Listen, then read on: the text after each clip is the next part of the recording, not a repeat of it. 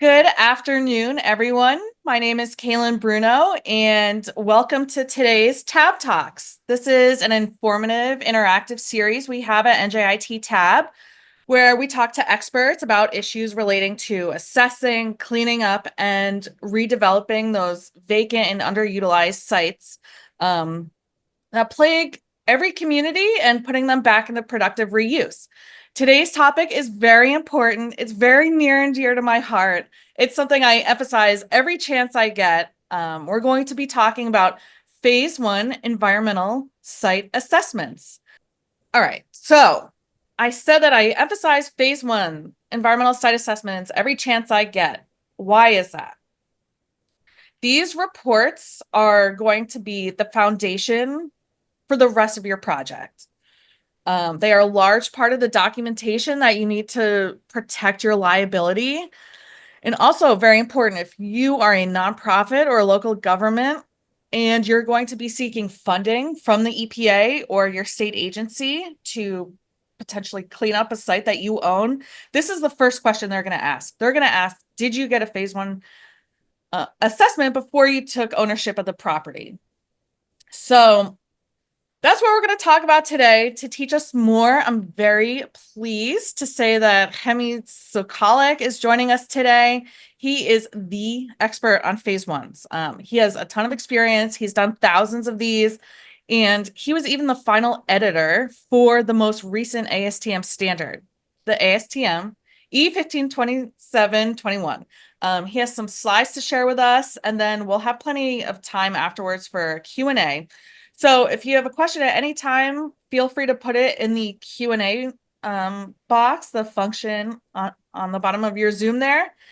And yeah, so welcome, Chemmie. Thank you so much for being here with us today. My pleasure. And I'll just hand it over to you.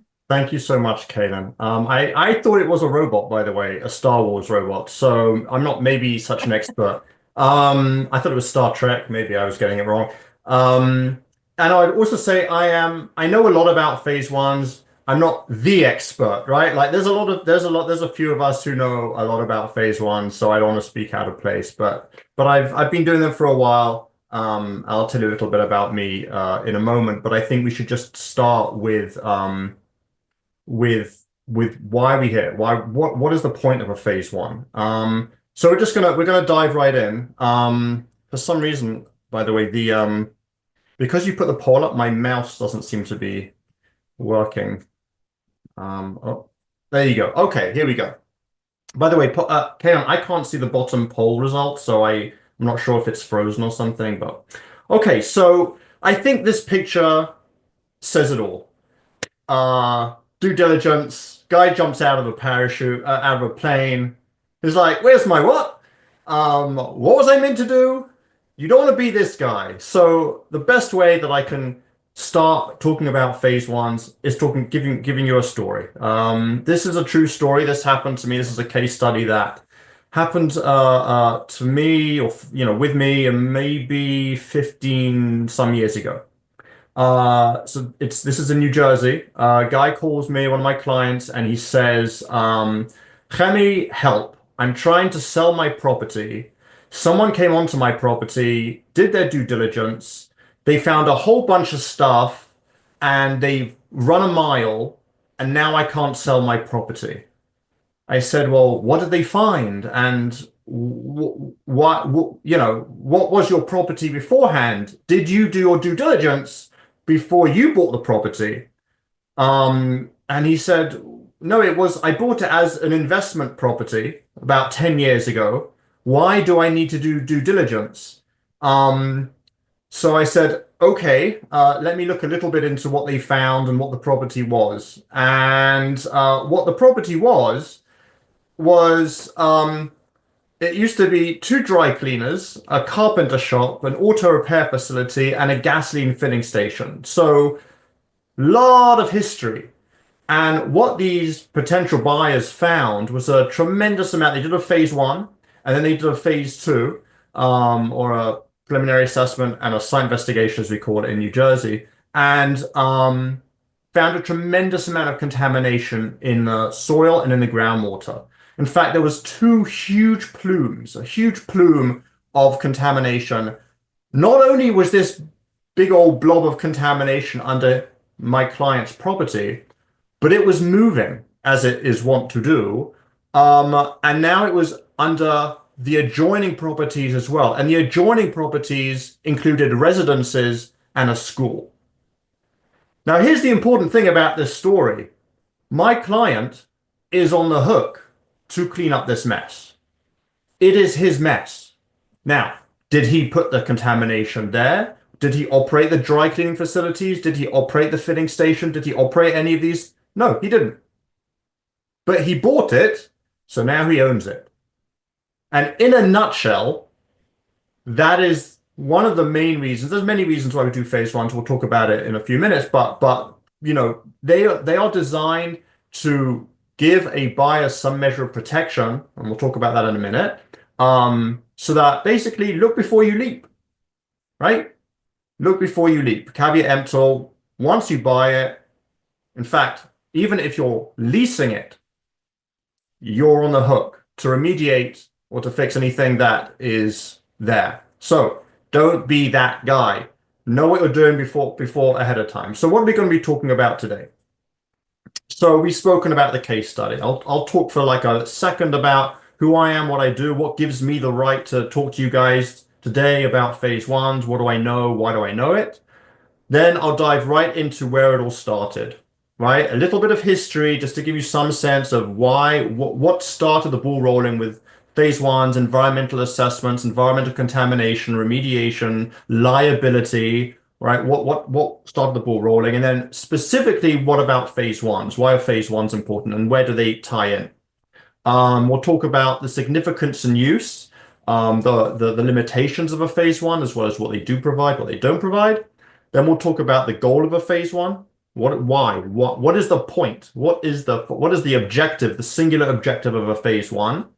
And then we'll dive a little bit, not points number 7 and 8 is just a little bit into the weeds. Not really, basically, you know, the RECs, HRECs, CRECs, we'll talk about what is a REC? What does that even mean? What does it stand for?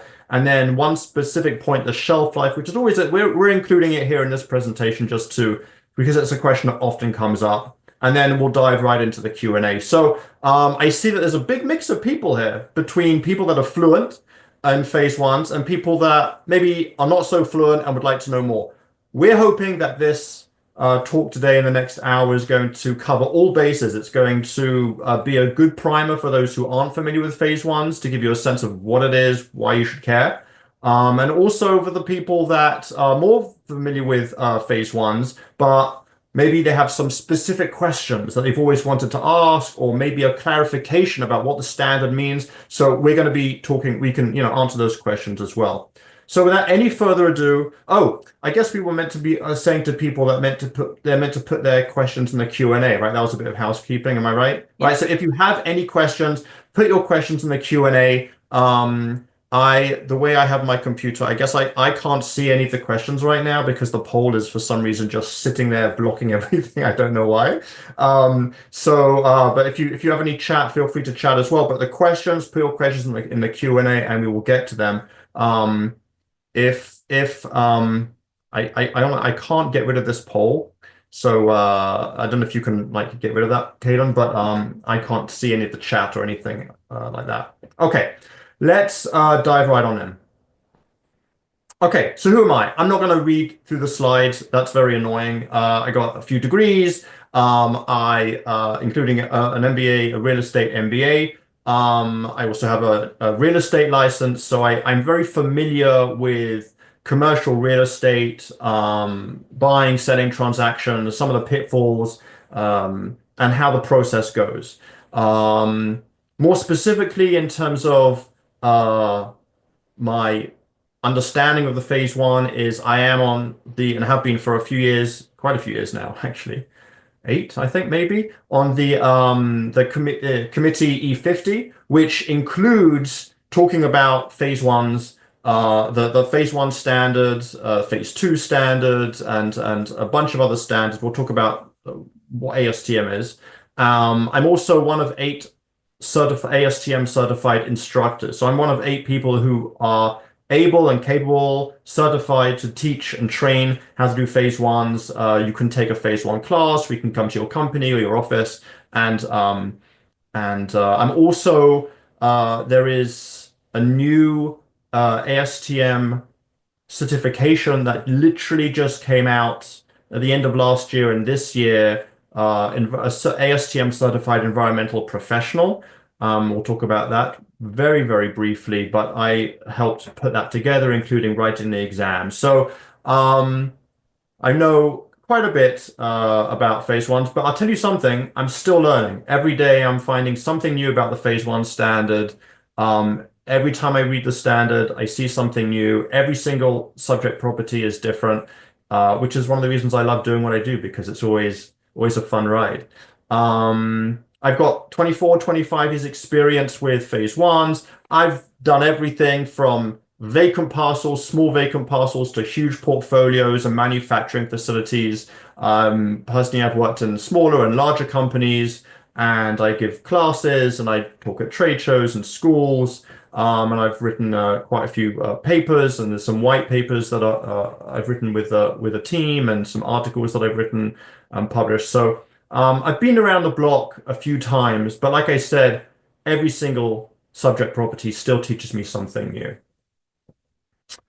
So what do I do, right? Why are we here? I provide real estate due diligence services. Look before you leap, right? I don't, if you're an investor or a municipality or an attorney or you're selling your particular property, there's no reason for you to know about all these environmental laws unless you work at this day in, day out for years and years. So I help my clients, I consult with my clients to walk them through the process, talk them through what the big red flags are, maybe explain, well, this isn't such a big deal, but maybe this is a big deal depending on your specific goals. And every single client is different. We look at the current use and we also discuss the future use because it's not just about the present.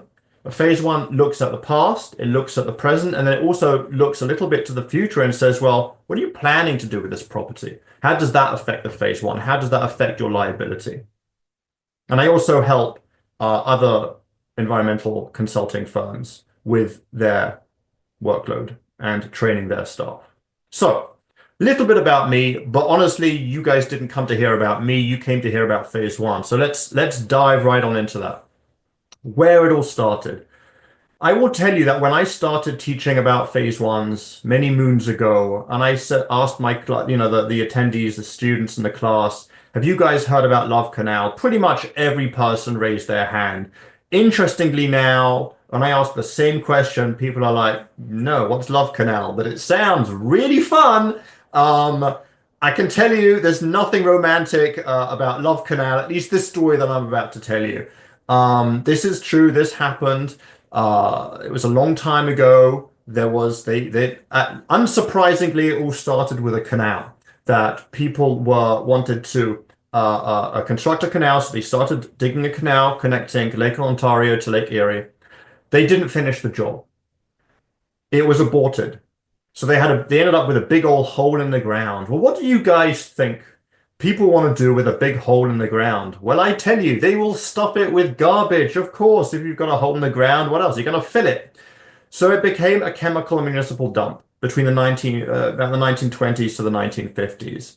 And then in about 1953, they said, we're good, we're full, let's just cover it with soil, call it a day. And well, now we've got a nice grassy area. What are we going to do with it? Well, let's sell it to a school district. And the school district paid $1 for this plot of land. It's really not a plot of land, it's a big area. So not for nothing, but that probably should have tipped them off. Why are you selling this to us for $1? But that's for another time. So the school district came, they built houses, they built schools. It was a beautiful, beautiful area, all brand new. Then over the next year or two or three, rains came, and all of a sudden, drums started to surface. I don't mean like drums, I mean like chemical drums, black sludge, chemical. Kids were in the playground and the bottom of their shoes were melting. really bad stuff was bubbling up and coming into people's basements. There was a significant impact to human health in the community in the 1960s and 1970s. But here's the crucial thing that everyone needs to understand about this. Nothing they did was illegal.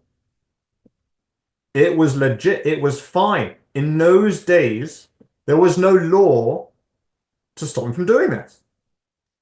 So the government got together and said, hey, listen, something fell through the cracks here. We need to do something about it. And that was where the Comprehensive Environmental Response Compensation and Liability Act started. Now, try saying that when you're drunk. Very difficult. So we shortened it to CERCLA, also known as Superfund. And the reason it was Superfund was because it basically gathered money, big fund, super fund, to pay for contaminated sites to remediate it. And basically what this did is this law said, listen, if it identified potential parties, potentially responsible parties, and they said you can't just mess up a site and move. If you broke it, you got to fix it. So it was designed to recover costs, and there's three important, I guess, teeth with CERCLA, which came out, by the way, in 1980. It's not on this slide, but the way you remember it's 1980 is because that's the same year that Pac-Man came out. So it's very important. If you take one thing away from today's presentation, it's that Pac-Man came out in 1980. And Pac-Man is basically you're going after ghosts, right? You're going after ghosts that contaminate property. And so that's it. So if you ever, what year did the Comprehensive Environmental Compensation Liability Act? 1980. That's what it was. So three things that we need to remember about this. Number one, strict liability. You're liable if you own it. It's yours. Whether you were at fault, whether you're not at fault, if you own that property, you're at fault. Strict liability. Joint and several liability. Whether you contaminated it a little bit or a lot, you're equally on the hook. So if you're talking about like a big old contaminated site, you're on the hook. And now the last point's the kicker. Retroactive liability. It doesn't even matter what the laws were at the time. So if you bought a property in that was contaminated in 1950, 1960 because they were pouring oil down into the ground and because that was fine at that time. And then you buy a property in 2025 when of course now it doesn't matter. If you bought it, even if it was done back then, even if you had no responsibility for it or you didn't know about it or it doesn't really matter, you're on the hook. So that doesn't sound very good, right? Like if you're buying property, if you've got property, if you own property, so there has to be some sort of defenses. And CERCLA said, yeah, you've got three defenses. You've got an act of God, right? Like let's say it's an earthquake, and you had a tank and now it ruptured. So that wasn't your fault. Act of God. Okay, that makes sense. You can also have an act of war. Let's say that like missiles are coming over, which by the way, act of war, very important September 11th. When the towers went down, there was asbestos all over the place. And the people who owned those buildings were on the hook for the contamination. They were like, well, it wasn't us. So when President Bush at the time said, this is terrorism, this is an act of war, they were like, yes. They're not on the hook for, I mean, they weren't, yes, of course, no one likes war. But you know what I'm saying? They had some liability protection. But if you're buying, selling, refinancing properties on a daily basis or, year to year, whatever it is, you've got many properties. We're not really going to be your act of war, act of God, liability protection. It's probably going to be rare. So is there another defense? And the answer is yes, there's another defense. An act or omission of a third party with no relationship to the defendant, which means basically you can prove that it wasn't you because it was there before you started, before you bought the property, before you got involved with the property. And that, my friends, is due diligence in a nutshell. That is look before you leap. So it was, and so that was what year did CERCLA come out? Everyone, I want to hear it. Like put in the chat. I can't see the chat, but 1980, right? I wish I could get rid of this poll and see this chat. It's so annoying. Very Just frustrating. just X out of it. Can you press I the can't. It's not letting me. Very annoying. It's just like my screen is frozen, so I can't see any of the Oh, questions. sorry. They're saying Um, 1980 though. I can vouch for them. Good, very good. They did say 1980, very good. So it was 6 years later that Sarah came out, Superfund Amendments and Reauthorization Act, and it basically clarified a little bit about more about what does it mean? How does one do your due diligence? And it said that you had to have an acquisition without knowledge, right? So the innocent landowner defense. And in Sarah, it said the defendant must have undertaken at the time of acquisition all appropriate inquiry consistent with into the previous ownership and uses of the property, consistent with good commercial and customary practice. So great. So the Congress, the government is coming out and they're saying we have to do all appropriate inquiry, consistent with good commercial and customary practice. That's what you need to do to protect yourself. That was in 1986. There's only a bitsy problem with that. They didn't say what all appropriate inquiry was. What is that? Define that for the industry. Like, how do we protect ourselves? What is good commercial customary practice? It wasn't defined at the time.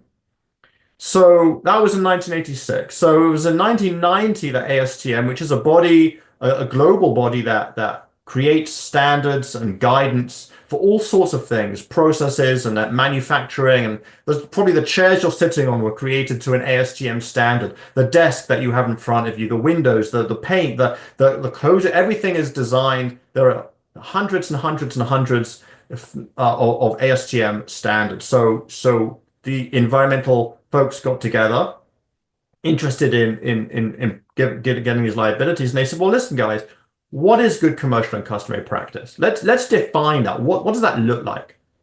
And that was a phase one. Phase one came out first came out in 1993, and then it changes with time because what people do change, right? What customary practice is changes with time. Google didn't wasn't around in 1993. The technology wasn't there, the resources weren't there. But as things change with time, um, the standard necessarily changes. And so 94, 97, 2000, again in 2005 was I'm not going to get into the weeds. We've only got a short amount of time today, but I think the important thing to realize is that the latest and greatest standard is 2021. So a little bit about the significance and use. So we understand that the phase one is designed to basically look before you leap. It's voluntary. You don't have to do it. You can go ahead and buy that property and hope for the best. And I know people that do that. I wouldn't recommend it. I don't think Cailyn would recommend it, but you can. So it's not a law. It's voluntary. And although it is designed, right, the objective was to give you this LLPs as landowner liability protections, which are these protections that, against circular liability. It is designed for that, but you could use it as a tool. I was seeing in the poll that some people just use phase ones as a screening tool. Like, give me some information about the property. I don't really care about these liability protections, but I just want to know a little bit about the property. What a phase one is, and what a phase one is it looks at the current situation. It also looks at the past and says, well, what is the risks there? And we'll talk about that the next slide. What's the objective of a phase one? So we find things in a phase one, but it's not. There are basic principles that everyone understands, and this is in the body of the standard, is that yes, we find information, but it doesn't give you everything. There's only so much you can do in a few weeks. Uncertainty is not eliminated. It's not exhaustive. You've got a certain budget, you've got a certain period of time. What can you do in that period of time? The level of inquiry is variable. What that means is that different sites, different properties may need more effort, more research. There's definitely like a basic level that you need to do across the board, but some properties do need a bit more TLC. A lot of people think it's phase one is just a checklist where you just do the same thing for every single property. That is not the case. Sometimes you do have to delve a little bit more to reach those objectives, which we'll talk about in the next slide. Um, Things change. Comparison with subsequent inquiry. You could do a phase one of a property and it was done 2 years ago, 3 years ago, 5 years ago. Yeah, but things change. So can you rely on an old phase one? Like how long does that last for, which we'll talk about in a minute. It's a point in time. It captures a point in time. That's all we can do. So what is the goal of a phase one? Like in a nutshell, what is it designed for? So the goal is to identify what's called recognized environmental conditions, RECs for short. Recognized, I'm going to say RECs, but like recognized environmental conditions. So what you have in front of you on this slide is the definition and the standard. When I give my phase one classes, I could go over this slide in 2 hours. It would take me just to talk about maybe this, like maybe an hour if I'm talking really quickly. But I spend a huge amount of time because if you don't understand the objective of the phase one or what it is you're looking for, then everything else that happens after that, maybe it's not the point of what you're trying to do. So in the next 30 seconds, I can highlight some of the things about this, but so I apologize in advance that if I don't teach you everything about phase ones in the next 30 seconds, you will forgive me, but I'll do my best. So in a nutshell, what are we looking at here? What does a phase one look at? An environmental site assessment. An environmental site assessment. So what are we assessing? What are we looking for? So we're looking for the presence, in other words, we know about it, of hazardous substances and petroleum products, that are in or at a subject property, right? So a parcel of property, and it's there due to it's been released into the environment. The environment, the soil, the water, etc. Again, there's a lot more to talk about here, but this is a basic understanding. But by the way, what is a hazardous substance? What chemicals are included? We'll talk a little bit about that later when I think we have some questions coming up. But in a nutshell, CERCLA has a table 302.4 of hazardous substances. If it's on that table, if the chemical is listed on that table, it's part of a phase one. If it's not listed on the table, by the way, it's not part of a phase one, which we'll talk about later. All right, so great. So we know there's a hazardous substance, petroleum product like oils, diesel, um,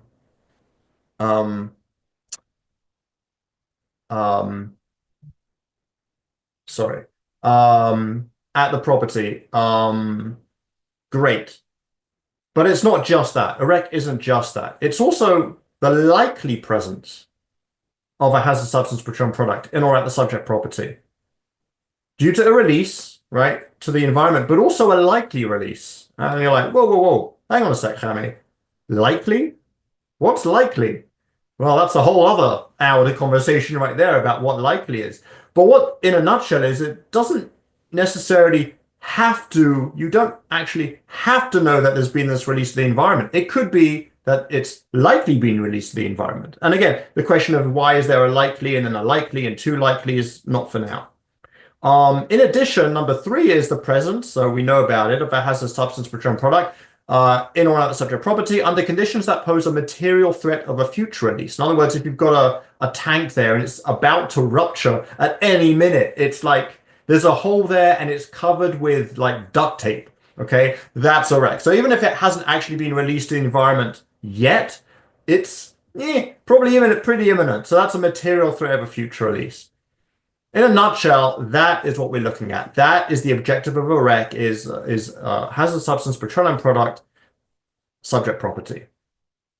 Now, there is something called a de minimis condition, which in a nutshell is also about hazardous substance being released to the environment, but it's such a small amount that it's if it's not going to be identified as a concern, if it's not a concern to human health or the environment, and it wouldn't be flagged by an enforcement agency, then it's a de minimis condition.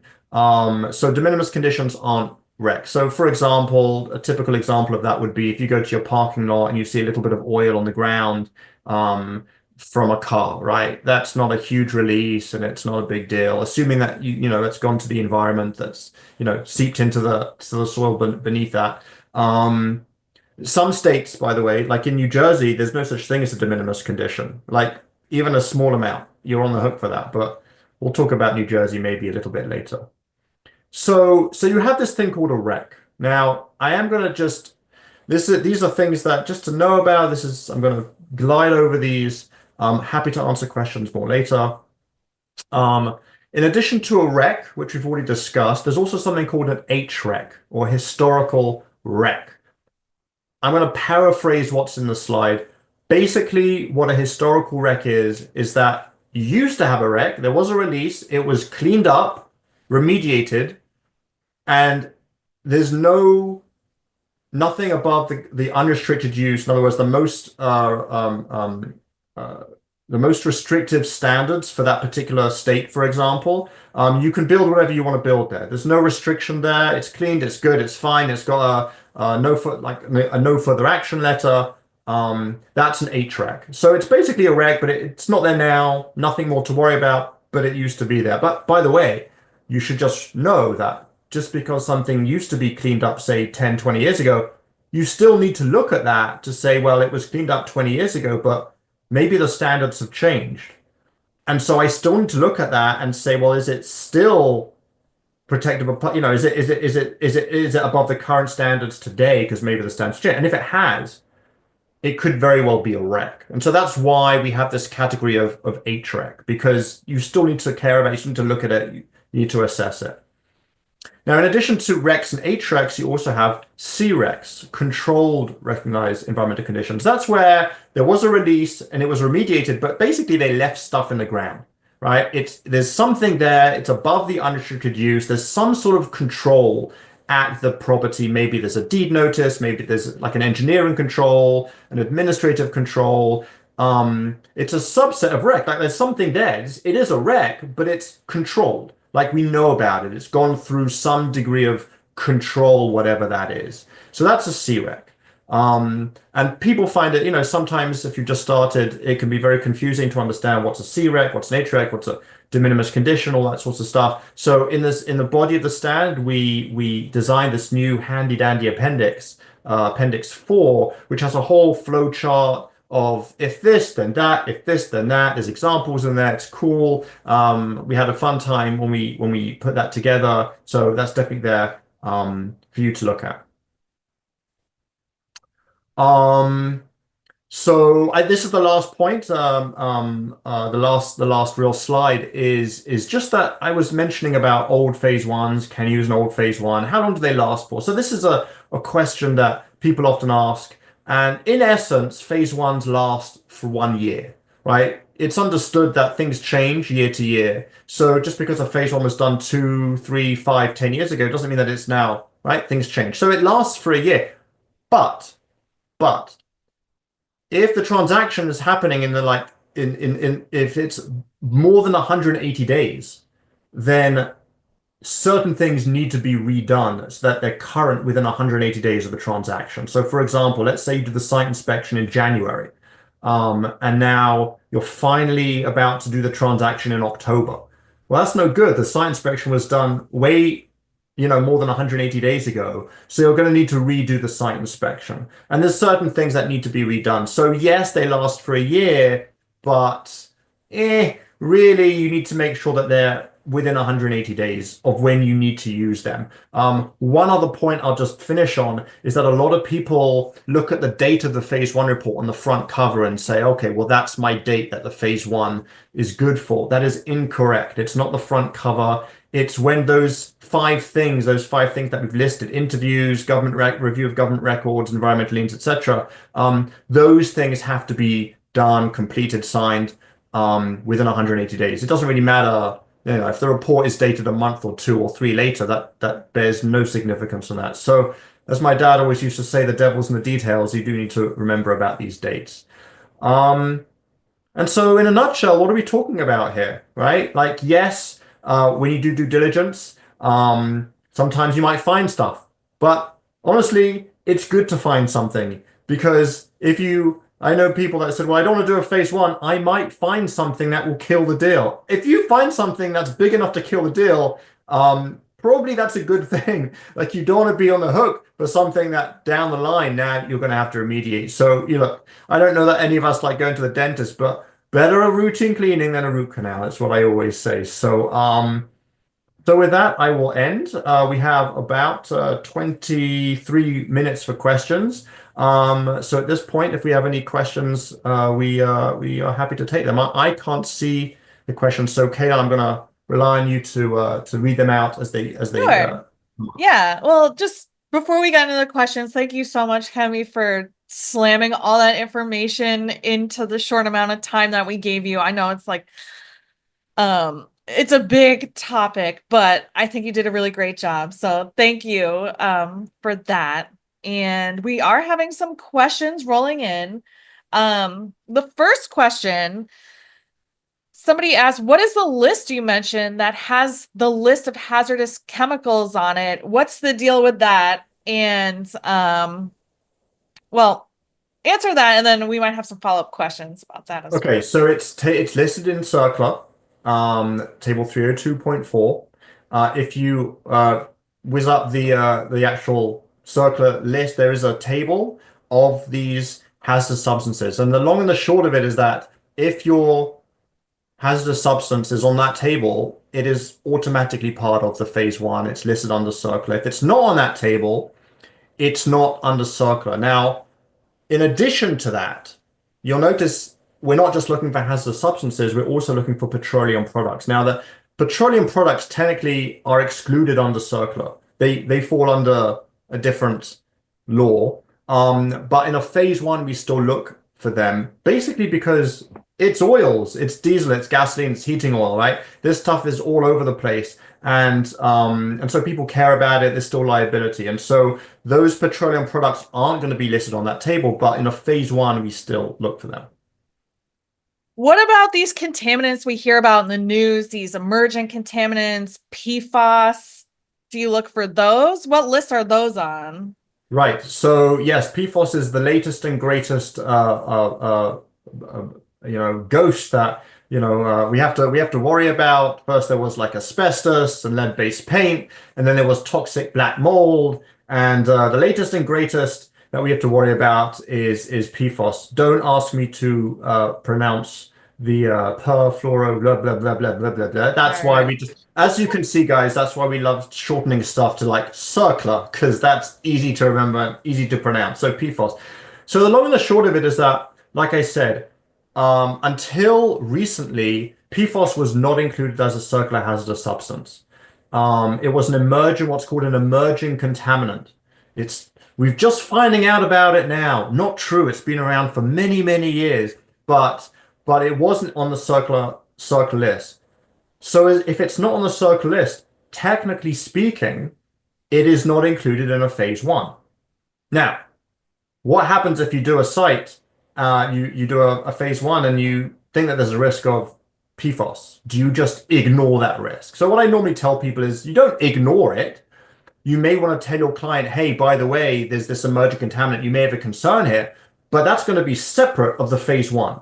If you are contracted to perform a phase one, you are contracted to do what a phase one includes. You are not contracted to do other stuff just because you feel like you want to help your client out, because that can actually, I have some horror stories I could share about adding liability to your client. So it doesn't mean that you ignore PFOS, but it just means that it's not part of a phase one. Now, a few months ago, last year, they now, not all of them, there's actually many, many, many different types of PFOS chemicals.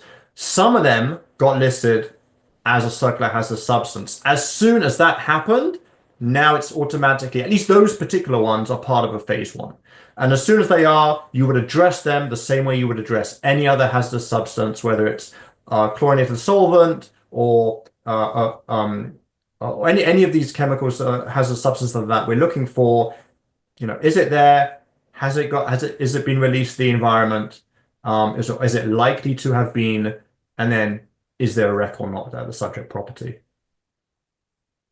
I can imagine too, it kind of gets like PFAS, it's a molecule. You can't like directly observe it in the soil. What if it is something like a non-scope item that you can directly observe? Say you're in a building, it's like covered in molds.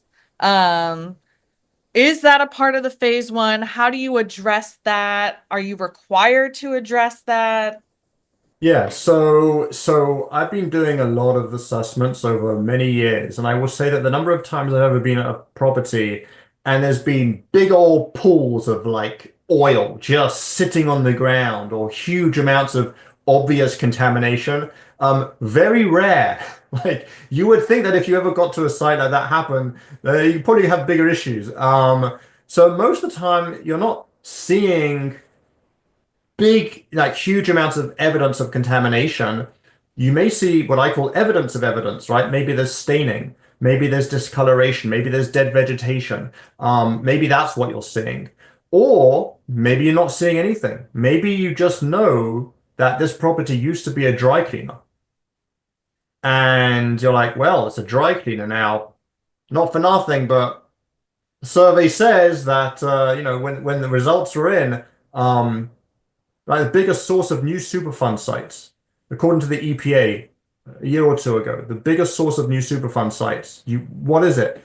Petroleum refineries, microplastics, gasoline stations. No, my friends, dry cleaners, dry cleaners. So, I think the number was like 80%, 83% of dry cleaners are shown to be impacted. And if you ask most consultants, they're like, yeah, that number's probably biased low. It's probably more, you know? So I have a dry cleaner. Do I know there's contamination? No, I don't know. I would need to sample to absolutely know. But remember, the point of a phase one isn't to absolutely know something. Is it the presence or the likely presence? Even if you have the likely presence of Okay. this hazardous substance at the subject property, due to a release to the environment, that is a rep, and that is something that that is going to be highlighted in the phase one. So, question from the audience, kind of related to this, I think. Could you briefly talk about business environmental conditions? Business environmental conditions. Yes. Or business environmental risk, I think, is also the BERs is what the standard calls it. So I'll break it down for you as follows. The phase one, you're meant to, it's a little bit like a checklist in terms of the things that you are meant to include in a phase one.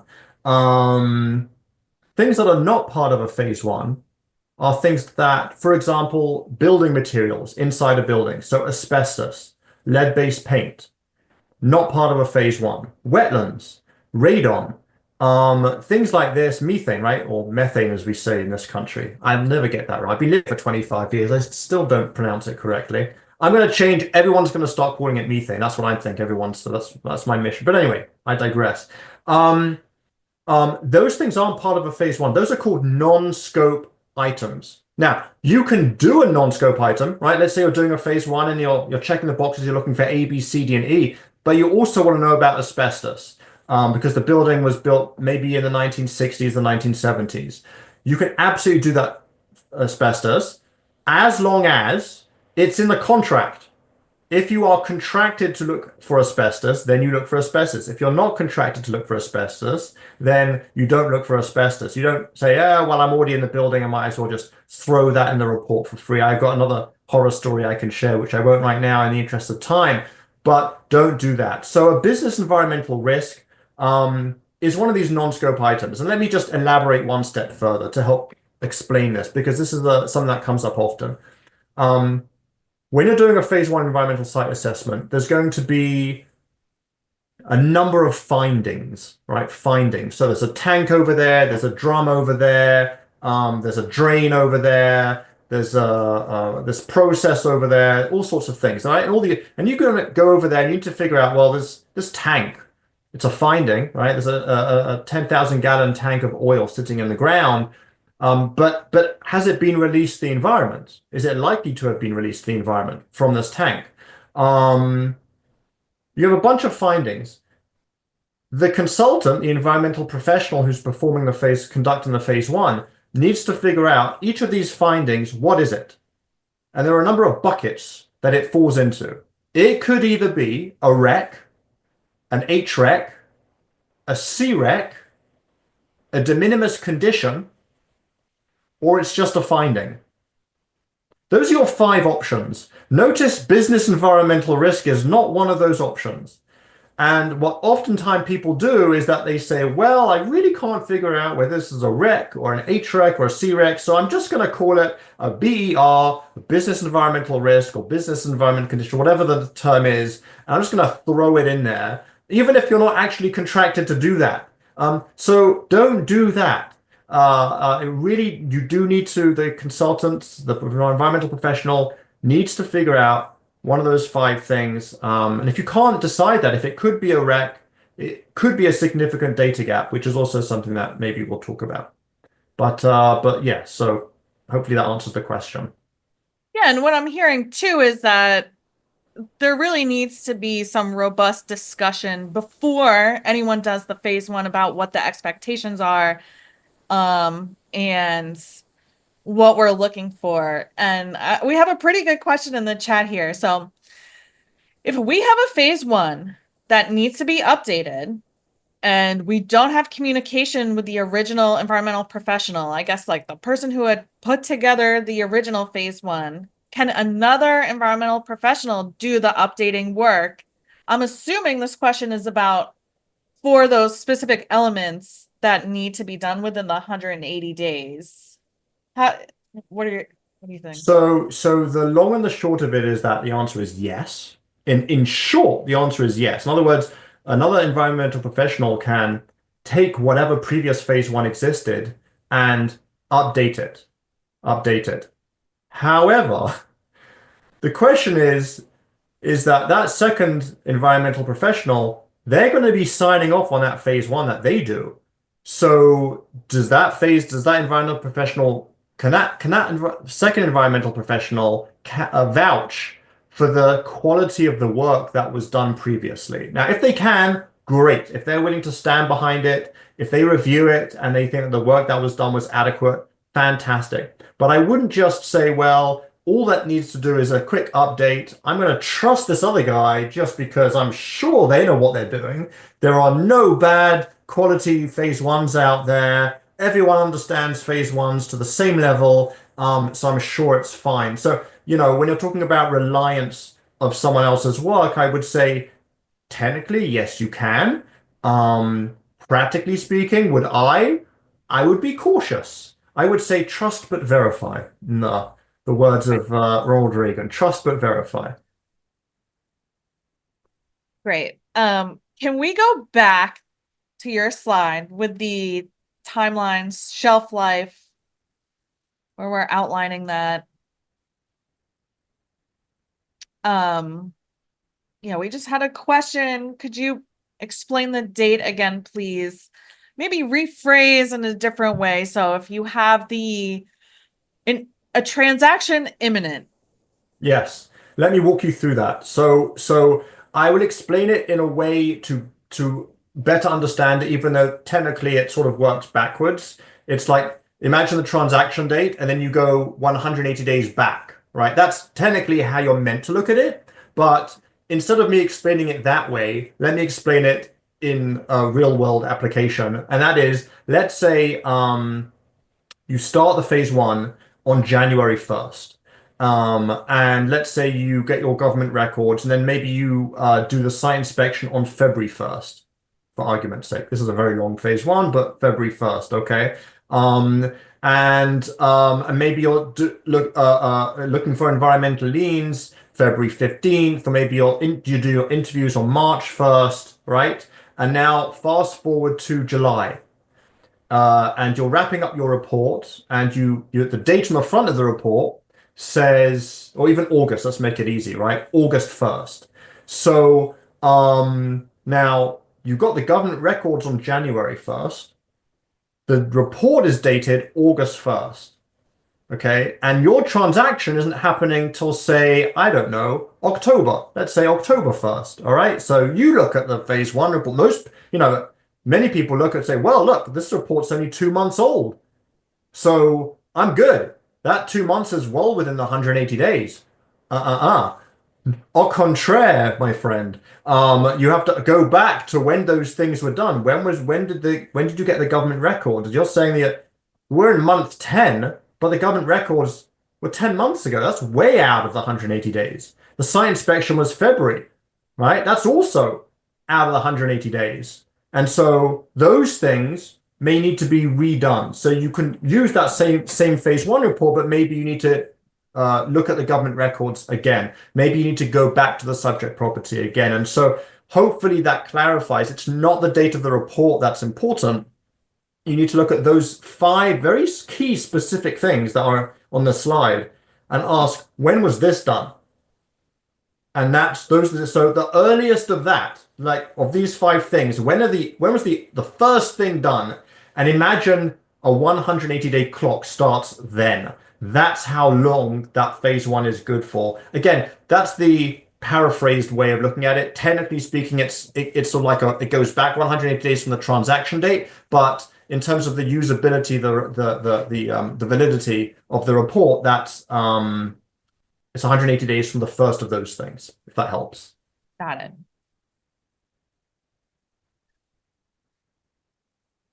Yes, that answers the question. We got a perfect thing. So great explanation. So we have a couple more minutes. Feel free if you have any more questions, put them in the Q&A.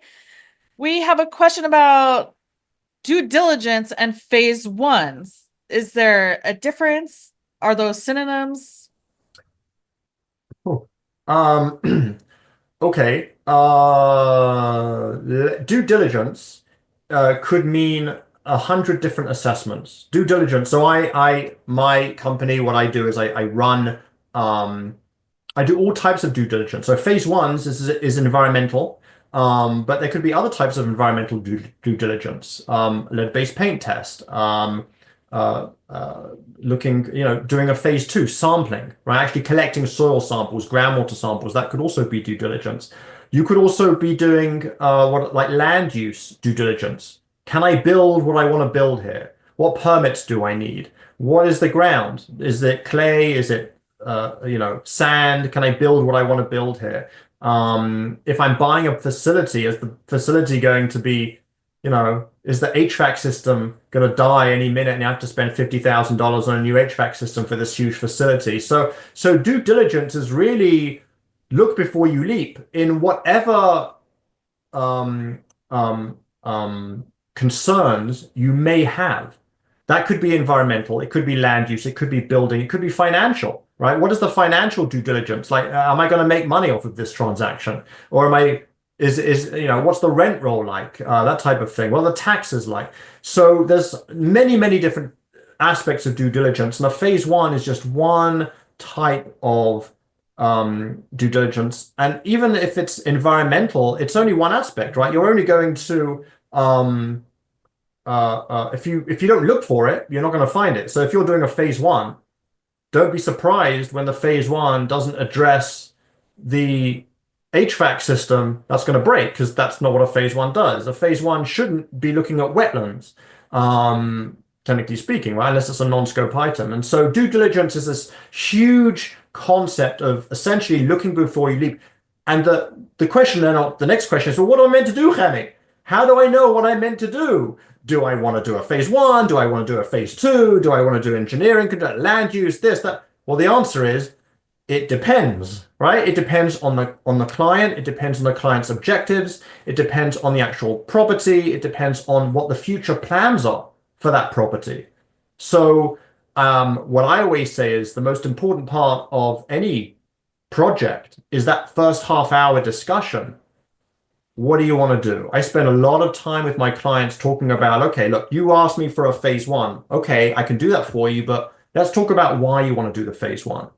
Like if you came to me in New Jersey and you said, I want to do a phase one, and I said, well, because to get landowner liability protections, I would say to you, that's great. Phase one doesn't even help you in New Jersey. You need to do what's called a preliminary assessment. Oh my goodness, why? What? So New Jersey is a little bit different. But let's say, if you're building a building there, and you're interested in if you could, so yeah, phase one helps, but maybe you need that plus something, or maybe you don't even need a phase one. Maybe you're just doing it as a screening tool and you don't need a full-blown phase one. You just need something smaller. Or maybe you just need to know something. Look, what can you do for me in like 12 hours? What can you do for me in a week? And then you say, okay, well, this is what I can do for you. So it really depends on the client, on the property, on the client's objectives, on their risk tolerance, on their budget, right? I have a client say, I want to know everything about this property and here's $500. I'm like, well, that's great, but there's only so much I can do for $500. So, it really does, in this business, like in any other business, you get what you pay for. If you think you're like using someone cheap, there's probably a reason why they're cheap. It's the same as in any other business, you get what you pay for. So it's really about the client and the client's objectives. Yeah.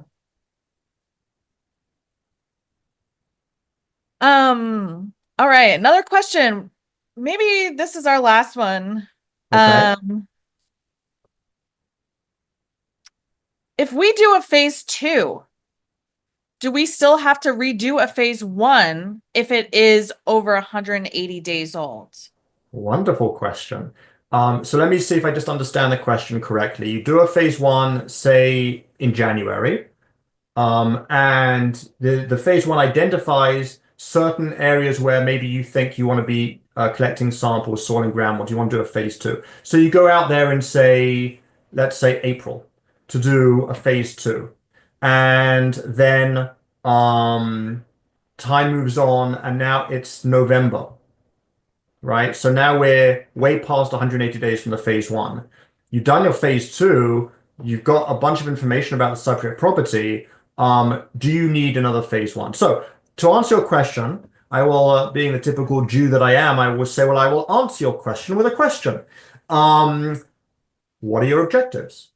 Right? What are your objectives? If your objectives are to get those landowner liability protections and you want to be protected under CERCLA, then you need to have that phase one, at least those parts that need to be updated within 180 days, those still need to be updated. Because look, it makes sense just because the phase one was a snapshot in time. Honestly, the phase two is a snapshot in time. Maybe something has happened since April that now the use has changed. Maybe I need to do another site inspection because since then there's been a dry cleaner that's come on site and they've dumped their chemicals in the behind the building. Maybe that's happened. And so to answer your question, if your objective is to get those LLPs, those landowner liability protections, then yes, you would need to at least redo some aspects of the phase one, if not the whole phase one, depending on the timing. And that takes us exactly to the hour, by the way. How's that for unless we have any other questions, I'm happy to stay and answer any questions, of course. And if my contact information, I'll put it on the screen again. So feel free to reach out to me at any time. My email is there, call, email, absolutely. And certainly you can reach out to Cailyn and NJIT and happy to help. Yeah, thank you so much. Thank you again. I see we do have one more question. But it's kind of specific though. I think maybe we should answer it offline because it is kind of specific. So Hector, I just wanted to let you know that I do see your question. And maybe Chemmie and I will discuss and get back to you. But Chemmie, thanks again so much. This has been super informative. We've already been getting really good feedback on this, and I'm sure, I don't know, I have a million more questions in my head. And let us know. I think after you exit this webinar, you might have or you should have a survey to fill out. Let us know if this is something that you just like for us to be like part one of. And yeah, let us know if this was helpful. And thank you.